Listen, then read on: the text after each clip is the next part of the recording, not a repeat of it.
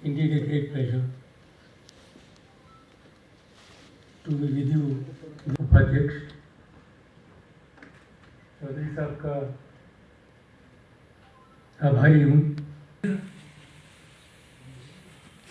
सबसे पहला कार्य परीक्षा देनी है तो इसके बारे में ज़रूर जानकारी करिए, और इस जानकारी के लिए पास तो आई ही, किसी और जगह भी जाइए, पर आजकल इंटरनेट पर ये सुविधा उपलब्ध है।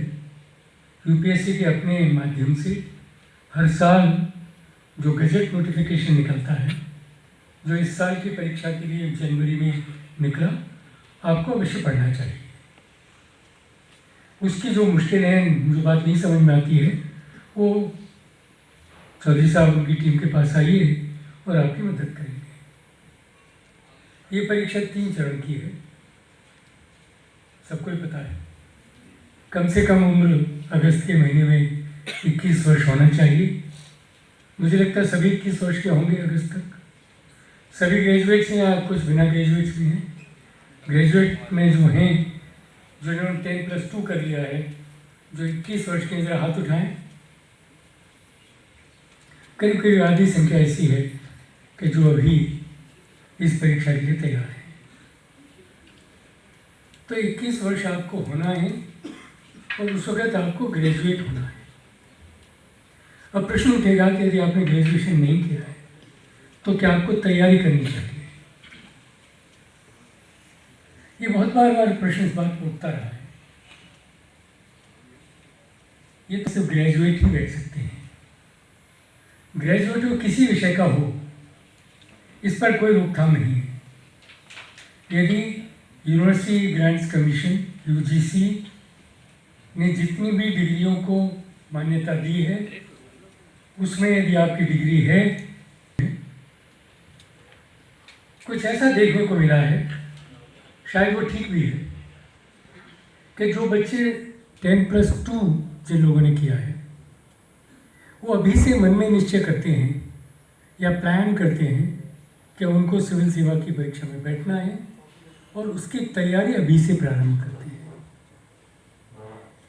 इसका मुख्य फायदा ये है कि यदि आपने ठीक से तैयारी की है, ग्रेजुएट करने में कम से कम 3 वर्ष और मैक्सिमम 4 वर्ष आपको लगना है, तो ये पॉसिबल है कि आप अपने आप से या वाजीराव रेड्डी जैसे संस्थानों के माध्यम से आप अपनी तैयारी की शुरुआत करें, और शायद उम्मीद करें कि यदि आपने ठीक से तैयारी की है तो जब आपकी ग्रेजुएट डिग्री मिले तभी आप सिविल सेवा की परीक्षा में बैठ पाएँ। और अच्छा यदि आपने किया है तो उन 20% लोगों का हिस्सा बन जाए जो पहली बार में इस परीक्षा को पास करते हैं। तो मुझे लगता है कि ये सबसे बड़ा मोटिवेशन है।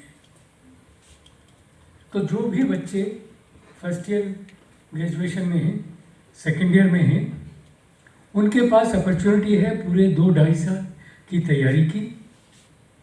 तैयारी क्यों आवश्यक है लंबे समय तक, ये भी आपको समझने की आवश्यकता है।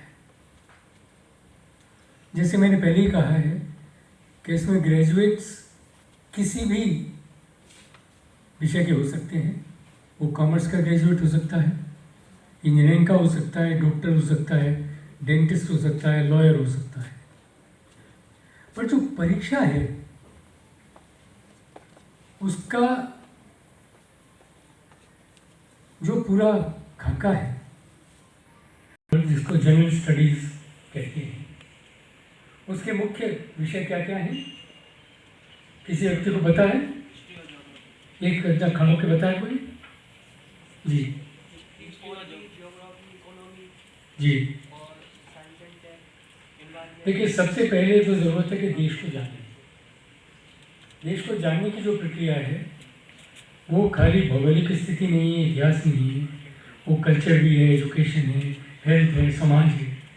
तो पूरी विस्तृत जानकारी पहले पेपर में इस देश की इकोनॉमी की, इस देश के विज्ञान की, इस देश के संबंधों की, तो इस देश को अच्छी तरह जाने।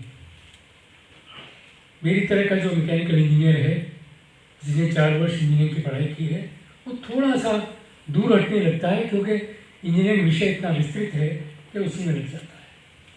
या मान लिया आपने लॉ पढ़ना शुरू किया तो कुछ इतिहास, सोसाइटी, पॉलिटिकल साइंस थोड़े से पीछे हटने लगते हैं। तो इन मायनों में इस परीक्षा का खाका कुछ इस तरह का है कि आपको ज़रूरत पड़ जाती है कि आपका कोई साथी हो। आपका साथी आप में से हो सकता है, आपका साथी पुराने जो लोग पास किया वो हो सकते हैं, आपके साथी बाजीराव रेड्डी जैसे लोग हो सकते हैं। आपको साथ की ज़रूरत है। ऐसा नहीं कि आप अकेले नहीं कर सकते, प्रयत्न करेंगे तो जरूर कर सकते हैं, पर उसके लिए पूरी जानकारी, पूरा मटेरियल, एक कॉम्पिटिटिव स्पिरिट अपने दिमाग में लाना, एक अपने आप को मोटिवेट करके रखना, परीक्षाओं की तैयारी का मेथड अडॉप्ट करना, ये सब करने की आवश्यकता है। तो इस परीक्षा के लिए थोड़े बहुत सपोर्ट की ज़रूरत है। आप किस माध्यम से इसको लेंगे, यह आपके अपनी अंदर की अच्छा है। कुछ बच्चे ऐसे हैं कि जो स्वतः बहुत अच्छा पढ़ते हैं, मेहनत करते हैं, मटेरियल ले लिया, वो अपना कैलेंडर अपने आप बनाते हैं। कई बार बच्चे उनसे पूछते हैं सर कितने घंटे पढ़े, अब इसका उत्तर मैं कैसे दे सकता हूँ। कुछ बच्चे ऐसे होते हैं किताब लेके पढ़े, किताब तो सामने रखी है पर सपना कुछ और आ रहा है। यदि आप युवा हैं तो युवाओं के सपने तो आप जानते हैं, मुंगेरी लाल के हसीन सपने कब प्रारंभ हो जाए। पर तो किताब है, दिख रही होती रही है, लड़की किताब पढ़ रही है तो पिक्चर देख रही है, तो ये सब होता है, कोई बड़ी बात इसमें है नहीं। इस पर आप झिझके भी नहीं, एक स्वाभाविक प्रक्रिया है कि इतना आसान नहीं होता है अपने आप को कंसंट्रेट करना, पर ये करना ही पड़ेगा। पहली बात तो ये कि आप जब भी पढ़ें कंसंट्रेट करके पढ़ें। 1 घंटे पढ़ें, आधे घंटे पढ़ें, जितनी देर पढ़ें समझ में आना चाहिए आपको, ठीक है ना। तो जो व्यक्ति ठीक से कंसंट्रेट करते हैं उनको कम समय चाहिए, और जो कम कंसंट्रेट करते हैं उनको ज़्यादा समय चाहिए। दूसरा, कुछ बच्चे ऐसे होते हैं कि जो स्कूल से ही तरह तरह की चीज़ों में भाग लेते हैं, डिबेट में भाग लेते हैं, ऐसे राइटिंग करते हैं, अच्छी प्रेस राइटिंग करते हैं, अच्छे कंपटीशन में हिस्सा लेते हैं, या उनको किताबें पढ़ने का शौक है, तो उनकी जानकारी का जो आयाम है वो काफ़ी बड़ा हो जाता है, जो आपके पर्सनैलिटी के हिस्से होने लगते हैं। जैसे मैं कहूँ, वैसे मैं ग्रामीण अंचल से आया, मैंने स्कूलिंग अपने गांव से ही की, पर अखबार मैंने पढ़ना 6ठी क्लास से पढ़ा। उस ज़माने में हिंदी का अखबार शायद नया भी नहीं होता तो पुराना भी पढ़ते थे, क्योंकि उसमें जो विषय वस्तु होती है वो आपको आना चाहिए। अखबार एक बड़ा माध्यम है समाज से जुड़ने का, देश की प्रगति से जुड़ने का और जानकारी हासिल करने का। तो ये जो सीखने की प्रक्रिया है वो सब्जेक्ट की किताबें ही नहीं, उसके बाहर थोड़ी चर्चा, और आजकल तो इंटरनेट का ज़माना है, 15-20 मिनट आप उसको देख लें और कुछ अच्छी बातें सीख लें तो बुराई नहीं है। पर देश में क्या हो रहा है इसके बारे में जानकारी रखना अति आवश्यक है। पर जानकारी यदि आप व्हाट्सएप यूनिवर्सिटी से रखेंगे तो काम नहीं चलेगा। वो जानकारी ऐसी सटीक होनी चाहिए, सही होनी चाहिए, जो लोग उसको एक्सेप्ट करें। बात प्रश्न होती है, मान लिया जीडीपी की, आपने संख्या ऐसी थी जो आपने कहीं व्हाट्सएप यूनिवर्सिटी से पढ़ा है, भारत सरकार कुछ और कह रही है तो मामला गड़बड़ जाएगा। तो आंकड़े जितने लाएं, ज्ञान जहाँ से भी अर्जित करें, वो ऑथेंटिकेटेड होना चाहिए। ये गप का ज़माना नहीं है। इसका भी दोष आप मुझे ही दे सकते हैं कि जब मैंने परीक्षा में परिवर्तित किया, एक परिवर्तन ये भी किया कि आप वहाँ गपबाजी न करें, गपोड़ेबाजी न करें। आपको लिखने के लिए बहुत जगह नहीं है। 5 नंबर का सवाल है तो 2 पैराग्राफ, 10 नंबर का सवाल है तो 1 पेज, 15 नंबर का सवाल है तो 2 पेज। ये जब निश्चय किया जाता है तो इससे चैलेंज एक आपके सामने आता है। क्या चैलेंज होगा? विषय वस्तु को सही तरह से कैसे प्रस्तुत करें, उतने सीमित जगह में ये अति आवश्यक है। कभी कभी आपको कहानी लिखने पढ़ने का बड़ा शौक होता है, तो कहानी का पात्र यहाँ से शुरू होता है और 300 पेज का नॉवल बन जाता है, और मुझे तो एक ही पेज में चाहिए।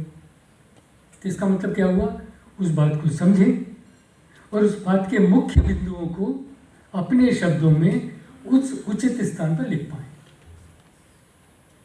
नहीं तो आप बार बार ही पूछने लगते हैं सब यूपीएससी को क्या चाहिए। यूपीएससी को कुछ नहीं चाहिए। यूपीएससी जो प्रश्न ऊपर लिखा है उसका उत्तर आपको करना है। अच्छा उत्तर करेंगे तो समझ जल्दी आएगी, और आप गप्पाजी करेंगे तो नहीं समझ में आएगी। अच्छा उत्तर वही हो सकता है कि जो मुख्य जानकारी है वो पहले पढ़ने में आ जाए और आपकी लेखनी भी ठीक ही हो। मोती तो नहीं चढ़ेंगे आप, पर इतनी भी जल्दी जल्दी नहीं लिखेंगे कि यदि पुष्कर जी को पढ़ना पड़े तो पी की जगह टी पढ़ें और एस की जगह कुछ और पढ़ना है। तो एक संयत लिखें, सूक्ष्म लिखें, सोच के लिखें, और वो तभी पॉसिबल है कि आपकी जानकारी बहुत बड़ी हो। जानकारी बड़ी प्राप्त करने का भी एक तरीका है। तरीका बड़ा आसान है, पर उसको करने में समय लगता है। एक तो जानकारी, आप बाजीराव रेड्डी साहब के पास आएंगे तो ढेरों मटेरियल आपको मिलेगा, जो चाहेंगे मिलेगा।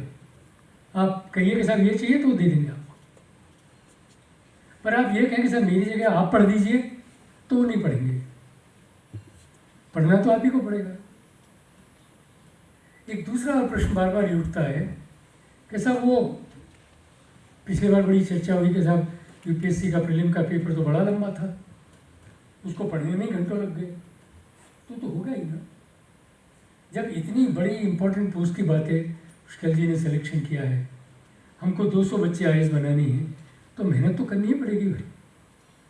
यदि हम आपको पका पकाया देंगे और आप उसको उत्तर करेंगे तो हम कैसे आपको छांटेंगे? फिर तो हम देखेंगे ए पे ए माइनस किया है, ए प्लस किया है, ए प्लस प्लस किया है, ये करते रहेंगे। ये नहीं होगा। इस परीक्षा में वही लोग सफल होंगे जिनकी अच्छी जानकारी होगी और आपकी जानकारी दूसरे से अच्छी होगी। ये उसी तरह से है कि साहब मेरी कमीज सफ़ेद क्यों, ठीक है ना। यदि आप अच्छे हैं तो उस अच्छाई के लिए अधिक से अधिक पढ़ना पड़ेगा। दूसरा मंत्र ये है कि इनके जो मटेरियल ये देते हैं उसके साथ साथ जो अच्छे विश्वविद्यालय हैं, जैसे कई सेंट्रल विश्वविद्यालय हैं, दिल्ली विश्वविद्यालय है, यूजीसी भी कई कार्यक्रम में बताती है कौन सी अच्छी पुस्तकें हैं, उन पुस्तकों को भी अपने ध्यान में रखिए। मैं ये नहीं कह रहा हूँ कि आप लक्ष्मीकांत न पढ़िए या कोई और किताब न पढ़िए जो कह रहे हैं। मेरा मात्र ये कहना है कि यूपीएससी जब भी पेपर बनाएगा वो किसी बड़े प्रोफेसर की हिस्सेदारी होगी, और वो प्रोफेसर वही विषय पढ़ के आता है जिसका वो बड़ा पारंगत होता है। तो ये सोच लेना कि जो मटेरियल किसी और ने तैयार किया है उससे काम चलेगा नहीं चलेगा। जो अंतर है सिर्फ इतना ही है कि मटेरियल आपको मिला, पर उसमें जो छोटी सी घुमाव है वो वही प्रोफेसर कर सकता है जो उस विषय का पारंगत है। तो पारंगतता लाने के लिए कुछ अच्छी किताबें भी पढ़ते रहिए, ठीक है। तो दूसरा प्रश्न ये हुआ कि अपना मटेरियल खूब पढ़ें, अधिक पढ़ें, समय अपनी क्षमता के हिसाब से रखें। भाषा पर कोई बहुत बड़ा खेलकूद नहीं है। जब मैं चेयरमैन था मैंने 2 बड़े मुख्य परिवर्तन किए। पहला परिवर्तन तो ये किया कि आप किसी भी भाषा में चाहें तो मीन्स की परीक्षा दे सकते हैं। ये पहले से नियम था। इसलिए मैं छोटा परिवर्तन किया, वो ये था कि यदि परीक्षा आपने इंग्लिश में लिखी है तो पर्सनैलिटी टेस्ट आप हिंदी में दे सकते हैं। इसका मतलब हुआ कुछ बच्चों का ये मानना है, और ये मैं कहूँगा गलत मानना है, कि किसी भाषा विशेष में लिखने से उसको मार्क्स ज़्यादा मिलते हैं। ये आपके मन की कमी है, किसी और की नहीं है। मैं आपके मन से दुविधा हटा देना चाहता हूँ, और ख़ास तौर से हिंदी भाषियों के दिमाग में बैठी हुई बात है कि हिंदी में लिखते हैं तो कम नंबर मिलते हैं। ये मिथ्या है, गलत है, इसमें कोई सच्चाई नहीं है। इसका कारण सिर्फ इतना ही है कि आप अच्छी हिंदी नहीं लिखते हैं और आप हिंदी में विषय नहीं पढ़ते। बहुत सारे विद्यार्थी हैं जिन्होंने तेलुगु लेके क्वालिफाई किया है, गुजराती लेके क्वालिफाई किया है, तमिल लेकर तो क्वालिफाई करने वालों की बहुत संख्या है। उनमें इस तरह का कोई मन में डर नहीं है। अपने मन में बात बैठाइए, हिंदी लेने हैं तो अच्छी हिंदी लिखिए और उस विषय की जानकारी भी अच्छी पुस्तकों से प्राप्त करिए। स्लैंग का प्रयोग मत करिए। तो भाषा एक अवरोध नहीं है,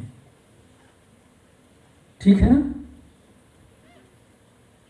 लिखते वक्त इस बात का ध्यान रखिए कि भाषा सरल हो और जो आप कहना चाह रहे हैं वो जो पढ़ रहा है उसको समझ आना चाहिए। उर्दू में कहावत है कि लिखे हिस्सा पढ़े मूसा, वो हैंड राइटिंग के ऊपर कही गई है कि आपने कुछ लिखा, पढ़ कुछ और रहा है, विचार आप कुछ दे रहे हैं, लिख कुछ और रहा है। मुझे अभी भी याद है, एक बच्चे ने ऐसे लिखा, 30 पेज के ऐसे में 0 मिला। बड़ा हंगामा खड़ा हुआ, कैसा यूपीएससी तो बहुत ही निर्दयी है, वो 0 देता है। अरे 0 तो देगा ही जब एक सेंटेंस दूसरे से मिलता न हो, विचार में कोई तारतम्य न हो।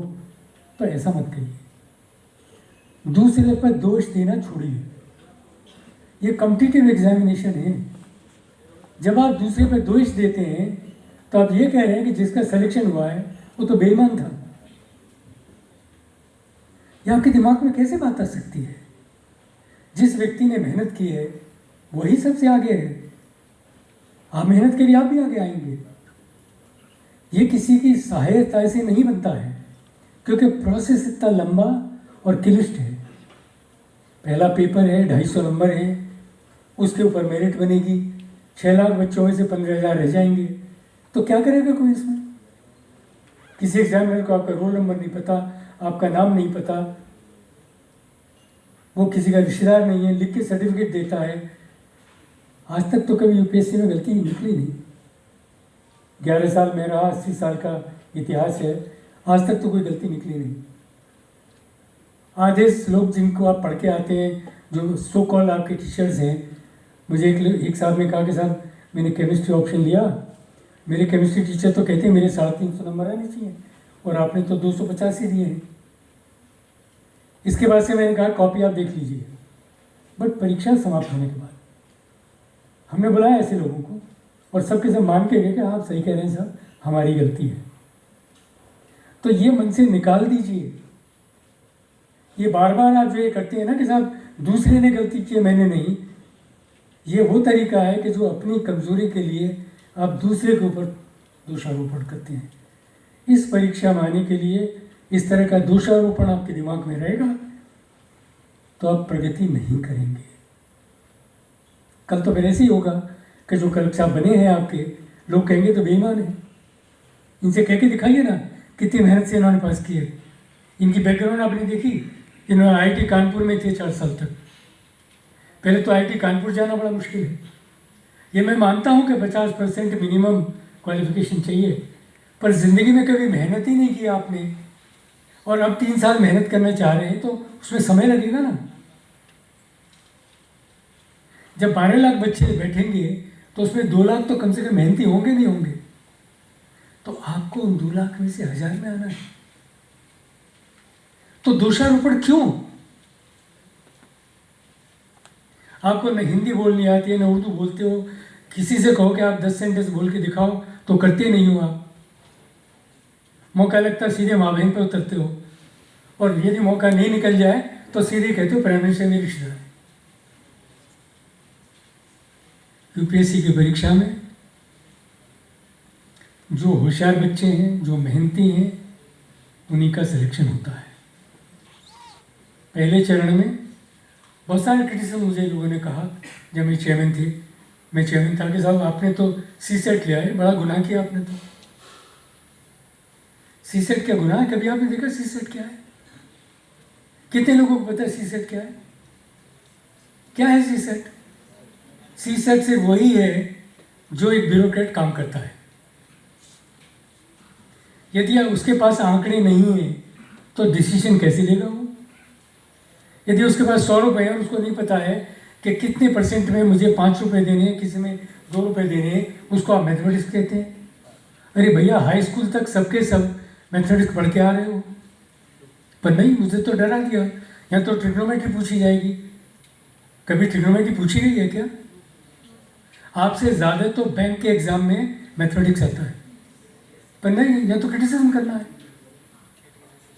क्यों लिया अग्रवाल साहब ने सी सेट कर दिया?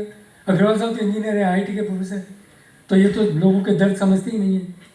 अरे बाबा, मैं आपसे ज़्यादा गाँव रहा, उस पद पे पहुंचने के लिए मेहनत करनी पड़ती है, 24 घंटे लग के पढ़ना पड़ता है, माँ बाप की डांट भी खानी पड़ती है और घर के काम भी करने पड़ते हैं। अब किसी बच्चे, कितने लोग बच्चे ऐसे हैं जिन्होंने घर पे अपने खेत में पानी दिया है? नहीं दिया है। करेंगे तो मेहनत से नहीं डरेंगे। फिर कितनी मेहनत लगती है इन चीज़ों में। दूसरे के प्रति द्वेष मत करिए, जो आपका एग्जामिनर है उसमें गलती मत तलाशिए, अपनी कमजोरियों को एक्सेप्ट करिए और समझ लीजिए कि 12 लाख बच्चों में यदि टॉप 1000 में आना है तो मुझे मेहनत करनी होगी और मुझे अलग होना पड़ेगा। वो किसी को दिखावे के लिए मत करिए। कोटा में जितने लोगों ने सुसाइड किया, पता कौन बच्चे थे? वो बच्चे थे वो जो ये दिखाना चाहते थे, जो इस बात से डरे थे कि ये तो इतना पढ़ रहा है, मैं कम पढ़ रहा हूँ, और माँ बाप का प्रेशर। तो कितने ऐसे लोग हैं जो माँ बाप के प्रेशर में आईएएस बनना चाहते हैं? इनके पिताजी यहाँ बैठे हैं, मुझे नहीं लगता कि इन्होंने इसको प्रेशर किया होगा। माता पिता के सपने हो सकते हैं, पर जिस दिन प्रेशर आना शुरू करेगा तो बच्चा वहीं टूट के अलग होगा। अपनी क्षमता को आंकिए, और यदि कमजोरी है तो लोग बैठे हैं ना यहाँ पे, क्यों नहीं जा रहे हैं इनके पास? इसमें कोई बुराई नहीं है। यदि आपको नहीं आता है तो या तो आपका साथी होगा, या आपका सीनियर होगा, या आपके टीचर होंगे। पहले कॉलेज में ऐसी बातें होती थी कि कॉलेज टीचर आपको मदद करते थे कि मुझे मुश्किल हो रही है तो मैं फिजिक्स के टीचर के पास गया, उन्होंने बता दिया। अब तो टीचर के पास फुर्सत नहीं है, वो भी 10 बजे कॉलेज आता है, 3 बजे चला जाता है। तो फिर आपको मजबूरी में कहीं और जाना है। लकीली मैं नहीं कहूँगा, लोग मुझे कहते हैं कि मैं इन सब के विरुद्ध हूँ। मेरे प्रति एक और भी ये लोगों ने कहा कि मैं तो कोचिंग सेंटर ही ख़त्म करना चाह रहा था, इसीलिए मैंने परिवर्तन किए। पर मैं आज इनके समर्थन में बात कर रहा हूँ। समर्थन समझिए या आपके लिए कहीं समझिए। सच ये है कि मटेरियल चाहिए आपको। मटेरियल विभिन्न विषयों का है और आपके लिए थोड़ा मुश्किल है उसको कलेक्ट करना।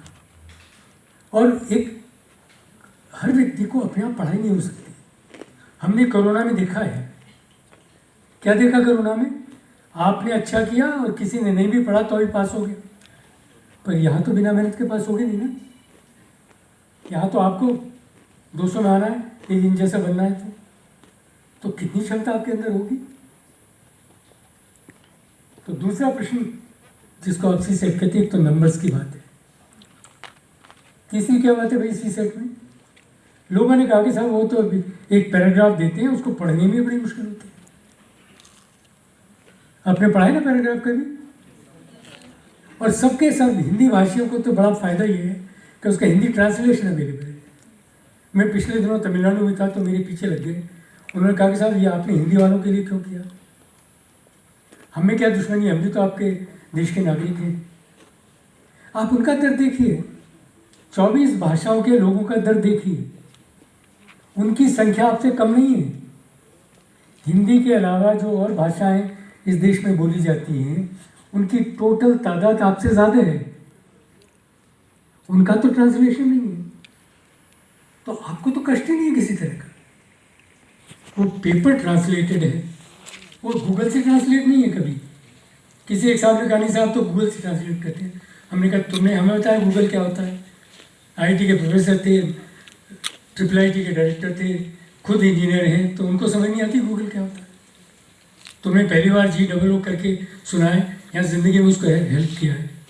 इस देश के प्रोफेसर हर भाषा के माहिर हैं और सब्जेक्ट के माहिर भी हैं।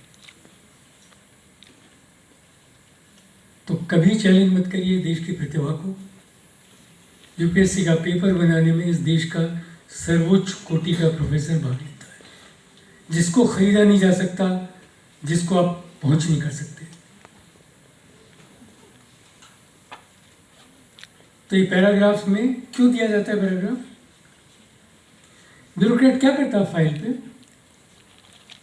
एक ब्यूरोक्रेट क्या करता है फाइल पे? नीचे से एक फाइल चल के आती है, उसमें बहुत सारी चीज़ लिखी होती है। अल्टीमेटली ब्यूरोक्रेट क्या करेगा? उस पर ऑर्डर पास करेगा। ऑर्डर में सपना तो आएगा नहीं उसको। वो हमारे चीफ जस्टिस से नहीं है कि साहब उनको एक बार सपना आया कि साहब राम टेम्पल का जजमेंट देना है। यूपीएससी में नहीं होता ऐसे। उसको विचार करके एक लाइन लिखनी पड़ती है। तो क्या हुआ? 4 पेज पढ़ेगा और 3 लाइन लिखेगा। इसको क्या कहते हैं यार? जब स्कूल में थे तो क्या करवाते थे? कॉम्प्रिहेंशन। तो ये 17, 18, 20 नंबर सिर्फ कॉम्प्रिहेंशन के हैं।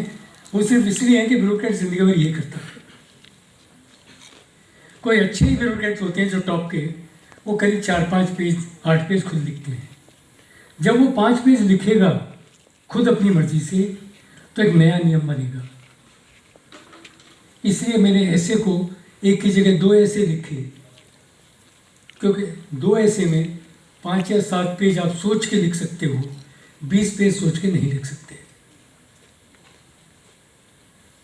तो जो भी परिवर्तन किए गए हैं वो आपकी सोच करने के लिए, इस देश के भविष्य के लिए, और इस देश में क्या ब्यूरोक्रेट करेगा उसके लिए। तीसरा हिस्सा लोगों ने कहा कि साहब वो आपने जो एथिक्स की बात कर दी, कौन सा गुनाह किया भाई? आप पिताजी माताजी को गाली देते हो क्या? या हर बात जो पिताजी कहते हो वही करते हो? कभी आप में विवेक यूज करते हो क्या? इस परीक्षा में बैठने में विवेक का प्रयोग किया ना आपने? अपने विवेक का सही प्रयोग करना ही एथिक्स है। किसी दूसरे के अधिकारों का हनन करना एथिक्स नहीं है। एथिक्स खाली इस पे एंड नहीं हो जाता है कि साहब हरिश्चंद्र की तरह मैं सत्यवादी हूँ। होंगे आप? गांधी भी सत्यवादी थे। गांधी जी ने तो स्वतंत्रता संग्राम में इतने लोगों को जोड़ लिया, पर कभी उन्होंने अपने लिए तो नहीं किया ना। इसीलिए ब्यूरोक्रेट जब होता है वो उस पद पर बैठा हुआ अकेला व्यक्ति होता है, और उस वक्त उसको डिसीजन लेना है, और उसके अपने सिग्नेचर से जो भी काम होंगे वो उसका उत्तरदायी है उस वक्त ही नहीं जब तक वो सेवा में है। तो इतनी बड़ी जिम्मेवारी है ये। इस जिम्मेवारी के प्रति आगाह करने के लिए एथिक्स विषय को लाया गया। और उसके बाद तो फिर मेंस आ जाता है। 15,000 बच्चे कुल बचते हैं। 15,000 में भी यूपीएससी कोई कट ऑफ नहीं रखता है। एक बड़ा प्रपंच के साथ यूपीएससी डिसाइड करता है कट ऑफ। हम तो कुछ भी डिसाइड नहीं करते। यदि आप गजट नोटिफिकेशन पढ़ें तो उसमें साफ लिखा है कि जितनी वैकेंसी हैं उसके कितना गुना बच्चे प्रीलिम में क्वालिफाई करेंगे, उसमें प्रीलिम में कितने बच्चे मेन में क्वालिफाई करेंगे। तो हमारे पास तो कोई छूट है नहीं। ये तो जैसा बैच होगा ऐसे कट ऑफ हो जाएगा। उसमें एक बैच में यदि खराब बच्चे हैं तो नंबर नीचे चले जाएंगे, एक बैच में बच्चे बहुत ऊंचे हैं तो कट ऑफ ऊपर चला जाएगा, खत्म। मेन जो परीक्षा है, प्रीलिम की परीक्षा में एक बात का ध्यान रखिए हमेशा, पेपर 1 से ही मेरिट बनती है और उसमें नेगेटिव मार्किंग होती है। गप मारने की स्कोप नहीं है। नहीं आता है तो मत लिखिए। यदि आपने 2 नंबर कमाए और 1/3 निकल गया तो आप रैंक से बाहर हो गए, क्योंकि टोटल डिफरेंस टॉप में और बॉटम में मिला के 10 ही नंबर का है। समझ आ गई आपके? तो आप कहते थे कि मैंने तो बहुत कुछ किया। आपको वहाँ पे 80 नंबर में से 80 अटेम्प्ट करना ज़रूरी नहीं है। नहीं आता है तो मत करिए, क्योंकि गलत का मतलब नेगेटिव, वो मार्क्स गए और जो कमाए उसमें भी गए। ठीक है ना? मेन में थोड़ा सा बात कह के बात खत्म करूँगा। मेन में भाषा इम्पोर्टेंट है। अंग्रेजी क्वालिफायर है, 10th स्टैंडर्ड की है, एक पेपर भाषा का ले सकते हैं, हिंदी वाले हिंदी ले सकते हैं, संस्कृत लेना चाहे संस्कृत ले सकते हैं। 24 भाषाएं हमारे कॉन्स्टिट्यूशन में लिखी हुई हैं, उनमें से कोई भाषा का चयन कर सकते हैं। यदि आप नॉर्थ ईस्ट में हैं तो भाषा की ज़रूरत नहीं है, आप इंग्लिश से काम चला सकते हैं। ये क्वालिफायर है, क्वालिफाई करना ज़रूरी है। यदि नहीं क्वालिफाई करेंगे तो जो भी कुछ लिखेंगे उसके मार्क्स काउंट नहीं होंगे, इसलिए बहुत इंपॉर्टेंट है। अगला पेपर ऐसे है, मैंने बता दिया। अब 2 ऐसे लिखने हैं आपको, सीमित स्पेस है उसी में लिखना है, इसकी प्रैक्टिस डालनी पड़ती है। अच्छा लिखेंगे, अच्छी बातें आएंगी, विचार अच्छे हैं तो ज़रूर अच्छा काम होगा।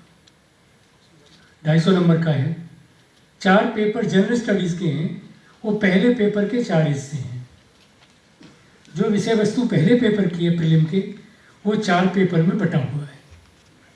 यहाँ पे प्रश्न पूछे जाएंगे, डायरेक्ट प्रश्न होंगे नहीं, घुमावदार होंगे, सोच वाले होंगे, आपकी क्षमता देखी जाएगी और उस तरह के प्रश्नों से आपके मार्क्स आएंगे। 250 नंबर के हैं। इसके अलावा एक वैकल्पिक विषय है, वो आपकी फ्रीडम है चुनने की। हमारे मित्र बैठे हैं, इन्होंने इकोनॉमिक्स में IIT कानपुर से किया, इकोनॉमिक्स से विषय लिया। बहुत ही स्वाभाविक है कि जो विषय आपने ग्रेजुएशन में 3 या 4 साल पढ़ा है उसके बारे में अधिक जानकारी है आपकी। पर किसी ने कहा नहीं साहब, मैं इंजीनियरिंग की बात थोड़ा करता हूँ अभी, आपने पढ़ी तो कॉमर्स है, और अब नहीं साहब पॉलिटिकल साइंस ले लीजिए क्योंकि उसमें मेंस में आता है। अरे बाबा, पहली बार पढ़ोगे पॉलिटिकल साइंस, 2 साल तो जानकारी में लग जाएंगे कि पॉलिटिकल साइंस क्या होती है, क्योंकि प्रीलिम में तो खाली 5 ही सवाल आएंगे, यहाँ तो पूरे 500 नंबर का सवाल है। तो कोशिश करिए, यदि आप अच्छे विद्यार्थी हैं तो जो विषय आपने ग्रेजुएशन में पढ़ा है उसी को वैकल्पिक करिए। इंजीनियरिंग की बड़ी दिक्कत है, एक तो हर बच्चा कंप्यूटर साइंस में होने लगा है, कंप्यूटर साइंस का विषय नहीं है। दूसरा, यदि मैकेनिकल इंजीनियरिंग का विषय ले लें तो उसके अपने 48 पेपर हैं, तो बच्चों को लगता है बड़ा बहुत ही मुश्किल काम है। तो जितने इंजीनियरिंग वाले हैं जिनकी संख्या 2, 2.5, 3 लाख है हर साल, वो सब ऐसे ही विषय लेते हैं। किसी सोशल लिया, आजकल उनकी मोहब्बत बहुत ज़्यादा है, किससे है? एंथ्रोपोलॉजी से। हर तीसरा बच्चा इंजीनियरिंग का एंथ्रोपोलॉजी लेता है।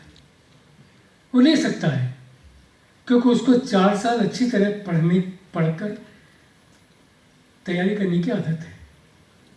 और जब वो एक ऐसा विषय दिखता है कि जिसकी 4 किताबें, तो रट मारता है उसको। पर वैकल्पिक विषय आप अपनी क्षमता के हिसाब से, अपनी जानकारी से खुद लीजिए। तो वैकल्पिक विषय के 500, 400 जनरल स्टडीज़ के, 250 के ऐसे, इतने मार्क्स मिला के मेरिट बनेगी। ये मार्क्स कैरी फॉरवर्ड होंगे, प्रीलिम के मार्क्स नहीं काउंट होते हैं। इसके बेसिस पर 2500 से 3000, यदि वैकेंसी 1000 है तो करीब 2500, यदि वैकेंसी 1200 है तो अबाउट 3000। इतने लोग पर्सनैलिटी टेस्ट के लिए बुलाए जाएंगे। ये इंटरव्यू नहीं है, इस पर विषय वस्तु की चर्चा नहीं है। इसमें क्या पूछा जाएगा मुझे भी नहीं पता है। आप आएंगे, आप जो चीज़ अपने बारे में बताएंगे उन सब से स्टार्ट करते हुए कुछ भी पूछ सकते हैं आपसे। चर्चा इस बात की है कि आप कितनी जानकारी इस देश की गवर्नेंस के बारे में रखते हैं, कितनी समझ आपको समाज की है। वो नहीं जानना चाहते हैं कि आप किस पार्टी के वर्कर हैं, उनको कोई इंटरेस्ट नहीं है। क्योंकि जब आप ब्यूरोक्रेट बनेंगे तब 30 साल के लिए बनेंगे। 30 साल में कम से कम 3 पार्टियां बदलेंगी, तो एक पार्टी के सहायक होके नहीं रह सकते। इसीलिए हमारी ब्यूरोक्रेसी को क्या कहा गया है? अवर ब्यूरोक्रेसी इज आयरन। कभी शब्द सुनाइए? एक आयरन कर्टेन है। ये वो लोग हैं जिनमें क्षमता है, दृढ़ विश्वास है कि नियम बताएंगे चाहे कोई भी सरकार आए। सरकार डिसीजन करे अलग बात है, पर नियम की प्रक्रिया ब्यूरोक्रेट को बताना है। इसका कोई रंग नहीं है। तो आपके अंदर वो क्षमता आनी आवश्यक है। नियम समझिए, नियम को लिखने की हिम्मत करिए, और यही जीवन में आगे ले जाएगी। साक्षात्कार में सिर्फ यही गुण देखना चाहते हैं कि आप में नई सोच है, आप देश को समझते हैं, आप समाज को समझते हैं कि अपनी ज़िंदगी का एक कोई उद्देश्य है और उस उद्देश्य की प्राप्ति करने के लिए क्या करेंगे। न वहाँ धर्म काम आता है, न जाति काम आती है, न गांव काम आता है। कई लोग होते कहते हैं मैं तो गांव का हूँ। अरे हैं तो क्या करें? किसी ने तो कहा नहीं, हर आदमी तो दिल्ली में पैदा नहीं हुआ ना। यदि हम 140 करोड़ हैं तो कुछ तो कहीं और पैदा होंगे। तो हमारे पैदा होने से कोई कमजोरी आ गई हमारे अंदर? मुझे तो कभी नहीं लगा। 5 साल में बिना बिजली के पढ़ा, 8 साल तक शहर आया तो पहली बार बिजली में पढ़ना शुरू किया, पहुंच ही गया ना 6 महीने यूपीएससी का। आईटी में पढ़ाया तो कुछ तो किया ही होगा ना। तो आपने मेरे जैसे ही हैं सबके सब। हर एक के माता पिता कोई बहुत रईस होते नहीं है, सब एक नॉर्मल से ही लोग हैं। तो कोई किसी के विरुद्ध नहीं है। यूपीएससी के साक्षात्कार में वो पूछते भी नहीं है कि आपके पिताजी क्या करते हैं, और आप बता भी नहीं सकते। बताएंगे तो आपके नंबर कटेंगे। आप कहेंगे प्राइम मिनिस्टर में रिश्तेदार हैं तो और भी अपनी मुश्किल बुला लेंगे। फिर आप कोई सपोर्ट काम नहीं करती, कोई प्रॉप काम नहीं करती, ना रिलीजन काम करता है, ना अमीरी काम करती है, ना गरीबी काम करती है। आप हैं और वो बोर्ड है, आपके विचार हैं, आपकी समझ है, उसी के आधारित वो समझना चाहते हैं और आपको मार्क्स देते हैं। मैं सोचता हूँ मैंने काफ़ी लंबी बात की। अब आप मुझसे जो चाहे पूछ सकते हैं, मुझे क्रिटिसाइज कर सकते हैं। पहला बहुत आसान काम है और बाकी जो प्रश्न पूछिए। Floor is open.